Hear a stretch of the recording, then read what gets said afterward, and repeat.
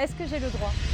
Une fois que les parties ont déterminé le prix de cession, comment rédiger l'acte de cession de patientèle? Pour rédiger l'acte de cession, il conviendra de faire appel à un avocat spécialisé, généralement un avocat en droit des affaires ou en droit des sociétés, spécialisé dans les professions libérales de santé. L'avocat rédacteur va, dans un premier temps, réaliser ce que nous appelons un audit. Il va vérifier la capacité personnelle et la capacité professionnelle du titulaire. La capacité personnelle consiste à vérifier son régime matrimonial pour voir s'il est nécessaire de faire intervenir son conjoint, mais surtout sa capacité à contracter. Est-ce que je suis sous un régime de tutelle, de curatelle, de sauvegarde de justice, en redressement ou en liquidation? C'est ces éléments-là que devra vérifier l'avocat rédacteur. Il devra également vérifier la capacité professionnelle, vérifier le diplôme de l'infirmier, vérifier son inscription à l'ordre, vérifier son inscription à l'ARS. Tous ces documents vous seront demandés par l'avocat rédacteur. La cession d'un cabinet libéral est soumise à la liberté contractuelle. L'avocat rédacteur va rédiger un contrat de cession qui s'assimile à un contrat de vente et va vérifier les éléments qui sont cédés. Évidemment, le principe qui demeure est la liberté de choix des patients. Il conviendra donc de déterminer les éléments attractifs du cabinet. On demandera une liste des patients chroniques, on vérifiera si une ligne téléphonique est dédiée au cabinet professionnel, on vérifiera le logiciel métier et l'avocat rédacteur devra également vérifier les conditions du bail. Est-ce qu'il s'agit d'un bail professionnel ou d'un bail dérogatoire au statut des baux professionnels?